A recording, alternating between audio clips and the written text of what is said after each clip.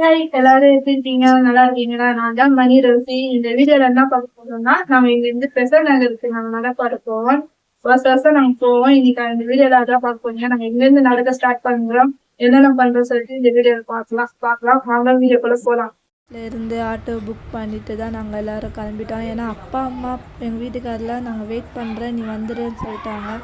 அதனால் அவங்க சின்னம்மா சர்ச்சிலேருந்து நடக்க ஆரம்பிச்சிட்டோம். நாங்கள் எப்பவுமே வருஷம் சின்னம்மா சர்ச்சிலேருந்து தான் நடக்க ஆரம்பிப்போம். சரி டைமில் ஏன்னா மணி 1:30 கிட்ட ஆயிடுச்சா, பாப்பாங்கெல்லாம் கூட்டத்தில் நர்சிங் உள்ளே கூட்டு போக முடியாது. அதனால கொஞ்சம் சீக்கிரம் போயிடலாம், நடக்க ஆரம்பிச்சிடலாமா. ஏன்னா ஆல்ரெடி லேட்டு வேறு ஆயிடுச்சு. அதனால் நடக்க ஆரம்பிச்சிட்டு நாங்கள் பாருங்கள், என் தங்கச்சி பொண்ணு தான் ஏதாவது ஒரு ஆக்ஷன் காட்டிக்கிட்டே இருப்பாங்க.